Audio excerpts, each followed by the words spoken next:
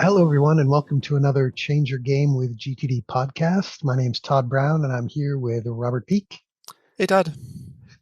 Hey, Robert. Our goal in this podcast series is to give you the opportunity to explore the ideas behind the Getting Things Done methodology, how that can enable you to get more of the right things done in less time and with less stress to generate more mental clarity, um, and to align, what you engage with day to day with not just the critical sort of got to be done this week kinds of things, but also with your larger purpose and your long term goals. And Robert, as you and I were talking about what we were going to talk about, I think that one of the things that we both agreed would be interesting to explore would be who does this, right? Who's drawn to GTD, who engages with it, who does GTD? I think was the headline that we came up with. Does that sound right? And if so, what's your experience? Yeah, that sounds great. I think it's the start of a new year. That's often a time when people sort of, as a ritual, choose to take stock of things and decide what they want to do in the coming year. And hopefully, this will be a little bit of an enticement to consider that you might be someone that wants to give this a shot. I do GTD. I've been doing it for 22 years. Easy calculation because I met David in January of 2000. David Allen, the creator of the Getting Things Done methodology, and it occurs to me that people from a really wide range of backgrounds do GTD, but they do tend to have a few things in common. I think fundamentally one of the things that most of the people who take to this and work this and really become proficient with it and see the benefit and realize the benefit of doing so uh, have as traits. I think one of them is that they have kind of a mindset of wanting to grow and learn and better themselves and better their environment. Uh, so, who doesn't do GTD? People that are convinced that this is the way things are and always have been and always will be, and are kind of, sort of feel like victims of circumstance, generally don't tend to gravitate toward this because this is a methodology that says, look, this is about getting you more in control of the kinds of things that you want to bring forward in your life rather than just sort of harping on the challenges of the past. So being forward looking, forward thinking, um, and also having some sense that that there may be a smarter way to do things. That simply pushing harder, that simply longer hours isn't the only way to necessarily get ahead. Also, people that care about their well-being. I think one of the few silver linings, perhaps, of the recent experience with the pandemic is this awareness that we all have a responsibility to our mental health and personal well-being. Um, and so people that are aware of that, conscious of that, wanting more of that kind of in their lives, I think that's a kind of starter for who broadly might be attracted to this work. What about you? What's your experience with all of that? Yeah, I'd echo a lot of what you said. I thought it was interesting, this idea that people who are forward-looking, open to change, open to the possibility that that they could work differently and think about their work differently and organize themselves and use their tools differently, and that would generate positive results. And it occurred to me that that we sometimes talk about that as if it is a fixed mindset, right? Somebody is open to change or not. But I think the other thing that occurs to me is that can be quite situational, right? So if somebody, they just, the email that arrived this morning was the straw that broke the camel's back, and they just sort of throw up their hands and go, okay, this is just not sustainable. I just can't do this anymore. And whereas yesterday, they might have been quite, not really thinking that they were open to change. Now, the situation has changed. Their perception of the situation has changed, so that they say, perhaps with a little bit of a sense of desperation, hey, I really need to change here. I really need to change. And so sometimes I think it really is brought on by people just saying, they may not express it in these ways, but they recognize that the ways that in which they're working are not sustainable, leading to the negative the negative outcomes you've been talking about, about wellness, about mental health and physical health, and also, of course, just lack of productivity, lack of getting the right things done, as well as not being able to shut off. It's funny. I was thinking, my wife and I were watching a movie the other night, last weekend, and I was sitting there, really engrossed in this movie, really just sort of hip deep in it, mentally, emotionally engaged, the whole thing. And I flashed back on, maybe, I don't know, before I did GTD. So let's call it 20 years ago or something like that. I've been in the game for 16 or 17 years now. And one of the things that occurred to me was that it was not at all an uncommon experience for me back in the day that I would, watch a movie and really struggle to focus, just really struggle to be in the kind of relaxed sort of place that would allow me to engage with it, because I had so much else on my mind. And somehow I just felt like, well, I'll do my best to try to focus on this movie, but at the end of the day, all these other things are distracting me so much that I'm really not able to engage with it.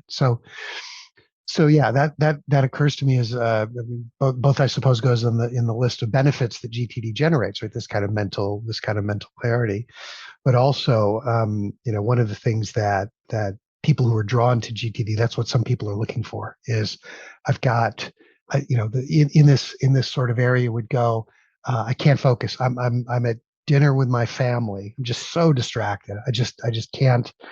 I feel like I'm really not there, and I have the sense that they probably sense that I'm really not there. I mean, just in the sense of being totally engaged, or I'm having a hard time at the end of the day, or at the end of the work week, shutting off and just saying, okay, no more. I'm not gonna focus on work for a while, right?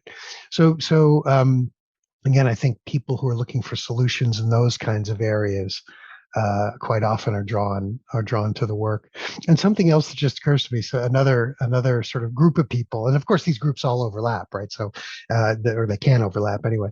But another group of people are people who are just really into their technical tools, and they love them, and they just think the tools are the best, and they really want to try new things, and they want to try using the tools they've got in new ways. And so those, quite often, those folks are also drawn to our work, because getting things done gives them a way to take all of the capabilities of those technical tools and align them in such a way that they are making sure that those tools are optimally supporting both their productivity, great, yeah, their ability to get things done, in effective and efficient ways, but also, enabling them to be, clear-headed and undistracted as well.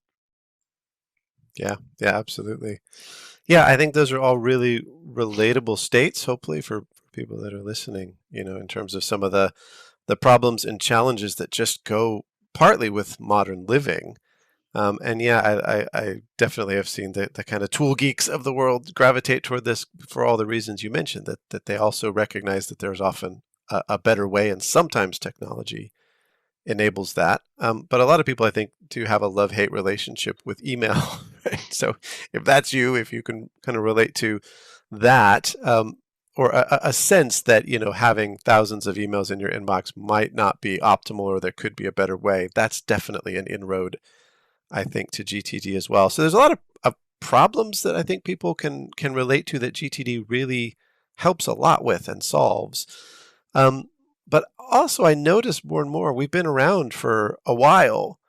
To some extent, everybody's doing almost a little bit of GTD these days, it feels like to me. So there's some best practices that seem to have just kind of seeped into particularly corporate culture, that I've seen. One being just this, people talking more and more about actions. What's the action? Who's going to action this?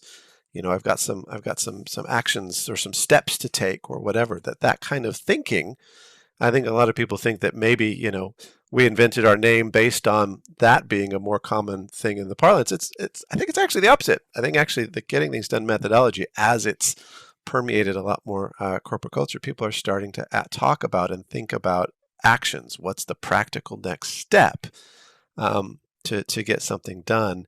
And as you said, the tools, I think a lot of these tools are starting to advertise themselves as, well, they actually say, get more done, get things done, get her done, get it done. There's a lot of get done, completion oriented thinking and marketing, and these tools might not even know that a lot of that mindset that they're trying to help people achieve as a groupware solution or as a better way to try and filter your email or whatever it is, a lot of that really does stem, again, I think, from GTD seeping in. So you may be influenced by GTD in ways that you don't even realize. If you found this kind of thing helpful, and if you are the kind of person that likes to get things done, that likes to accomplish, that likes to complete, that likes that feeling of completion, then really kind of coming to the source, as it were, and looking at the full methodology and what it can do for you is probably a worthwhile exercise or foray. I mean, as an Mhm. example, my wife does some elements of GTD. She doesn't do kind of all of it, but at the end of the year, we sat down together in some quiet time and did what we call a kind of annual review. We kind of looked back and forward at things. We kind of decided and sort of set some intentions for the coming year in a way that mirrors and is drawn on and is inspired by the GTD best practice of the weekly review, which is foundational to this whole methodology. So I think a lot of people may be doing bits of GTD by stealth, not even realizing it. So as much as you may be feeling the pain of modern living and information overload, you may also be feeling some of the benefits and not even knowing the line of thought that actually came out of, which was David Allen's work. I don't know, Todd. Have you seen that seepage of this Yeah, thinking seen into the that. Yeah, mainstream more? Or? absolutely. And I think one of the interesting things I think some more about about David Allen's perspective on his own work. And David will actually use the words not that he invented GTD, but that he discovered it. And this sort of goes to your point that David uncovered something that was there already. Okay, and related to that, as you say, is an awful lot of people are doing a lot of the best practices already. I have experience of this from this week. I spent this week, a big chunk of this week, working one on one with one of the most senior people at a very big online business, and as I was working with him, what I recognized very quickly was an awful lot of what we would recognize as best practice. He had already engaged in, right? So for example, his email inbox, okay, very, sort of one level down from the CEO in this very large online organization. His email inbox was incredibly well controlled, right? He was getting to zero regularly. He was, when he showed up for my meeting, I think he had 30 or 40 emails in his inbox, right? He had good ways of keeping track, for example, of the things that he needed to discuss with his direct reports, right? So that was all being handled. It wasn't totally optimized, but it was in very, very good shape, I would say. Um, and and as he and I worked together, um, of course, I'm anything that's already really working well for him and is aligned with the best practices we see it in, again, and in service of enabling stress-free productivity. I'm just going to leave that alone, right? But one of the things that he absolutely grooved on, and it made a huge difference for him, was he didn't really have in his system a good way to track what we call waiting fors, right? So these situations where someone else in the world is doing something and you're waiting for that to happen, right? So someone in a meeting said, yeah, I'll send you that document. You're waiting for it to arrive. You've ordered something online. You're waiting for that to arrive, right? One of your direct reports is working on a project for you. You're waiting for them to deliver that project. And these kinds of waiting fors, he just didn't have a way of tracking them, right? And so he and I worked on, okay, how, where would we create some inventories of those waiting fors? How would you keep them up to date, et cetera? And he started to work with them, and that made a huge difference. So here's, again, just big picture. Here's an example of somebody who's, I mean, look, he's made it to this very lofty level in this big, successful organization. He's clearly been doing a lot of things right. But at the same time, the work that we did has, he told me at the end of the second day, he said, look, this is going to make a huge difference. It's going to make an absolutely huge difference, not just in terms, he's talking about the waiting fors again, not just in terms of me being able to sort of follow up with people and make sure that things are happening right in a kind of a timely way, but also in the sense that it's going to reduce distractions. because I've been carrying, he said he recognized that he'd been carrying all of that detail as far as he could around in his head. Okay. And one of the things that we know in GTD is that the head is a great place to have ideas, and it's a terrible place to keep ideas, right? Because the brain really isn't built to hang on to details in that way. Um, so yeah, I think again, going back to our big topic of the podcast today, I think quite often, and it's interesting, right? So you have people, you might think if somebody makes it to that level in an organization that's that successful, well, they've got it all sorted out, right? They've got it all sorted out. But here he was coming with a lot of good practices, I say, to the table, but we made some changes in his system and his thinking that have made so far, as he reports it, a dramatic difference. I love it. I love it. Yeah, and we see that a lot. And what's so interesting when we're talking about, who does GTD, is it because of the confidentiality factor with a lot of the work we do and the coaching we do. We have to say a very senior person or someone really dynamic, and you kind of have to take our word for it. But it often, if you knew who gravitates toward this, I think it's pretty impressive to me, the extent to which successful, motivated, and dynamic people choose into this methodology. It's not a remedial thing. It's a turbo boost for so many people. And I think for a lot of them too, the system is more of a means to an end rather than something where they say, well, I'm inherently a systems type person. There's some degree of that, but it's more that they've caught on for a taste for systems because they see how it helps them. And also, there's an extent to which I think the people that I work with tend to define success on their own terms. So yes, a lot of sort of senior people who are in positions where you'd say that looks like success by sort of traditional standards or measures in society, but also, very much people who have broad ranges of interests, who have very unique and interesting things that they're passionate about, either within the context of their work as a kind of vocation, not just a job, or outside of work as well. And that to me, I think, is really interesting because GTD does help you define success on your own terms, in terms of what that means for you, what that looks like for you. So if you're someone who's shying away from GTD with the idea that, oh, this is an executive thing, this is a corporate thing, this is for people that want to, climb the ladder, and I'm kind of marching to the beat of my own drummer. It fits your drum beats too, is I think what I want to say. I say to people in seminars, I don't fundamentally identify as an organized person. I identify as a creative person. So for me, GTD is a way to focus that creativity to get more of the things that I want out of my life. And we see that a lot, with a really, really wide range of industries and individuals and types of people who benefit from getting clear about what success looks like for them, what they want more of, and then not just getting clear in a kind of hope it happens way, but then really getting concrete about what the next actions are, what the steps are, and developing both ways of thinking and habits that support them in getting more of that. So Mhm. to me, it holds out a great promise for a really wide range of individuals, and a lot of them have in common that they're uncommon, right? They're not cookie cutters. They're people that want to live a meaningful life, and they have their own ideas about what meaningful is.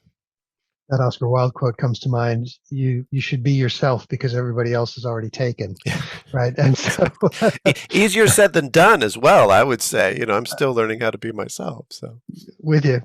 Listen, I want to. I can't believe it's almost been. We're almost at about the end of our time here. But let me. I want to echo something else that you said that I think is a really important point.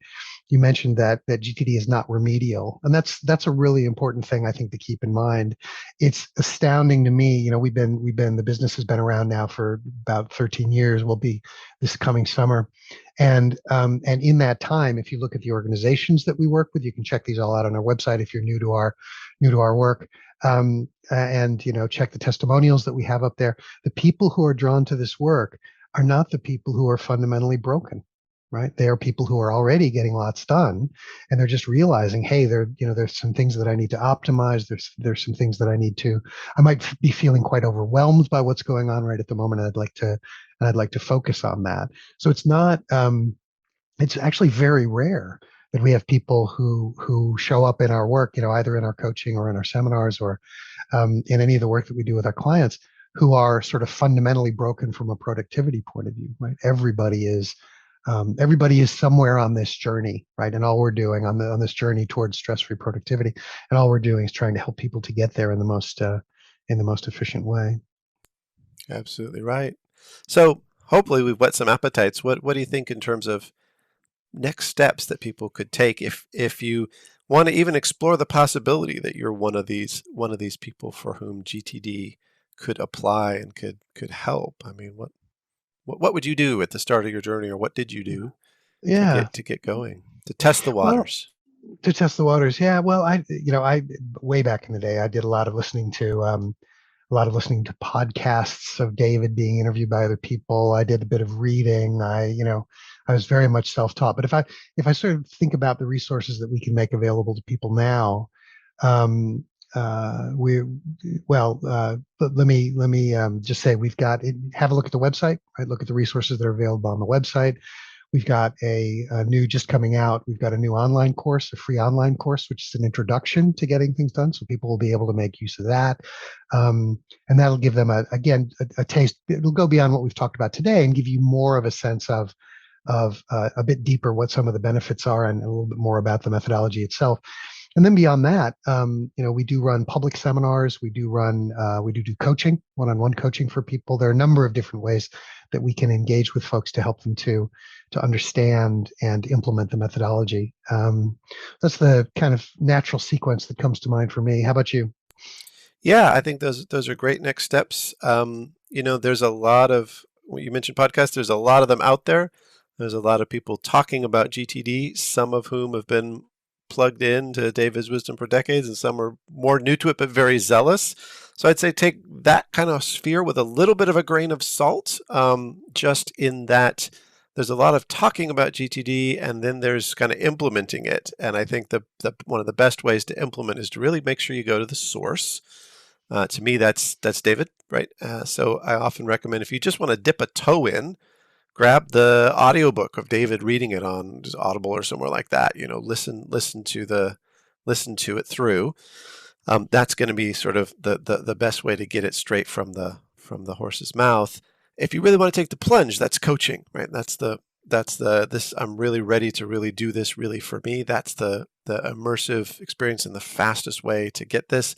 And then there's a really wide range of offerings in between, which you mentioned, Todd. So it's kind of, where are you at? To what extent do you want to kind of dip a toe in and do some research? I would say, again, the best way is to go to that absolute source and get the book as a starting point, rather than sort of getting it second and third hand off of various forums or what have you.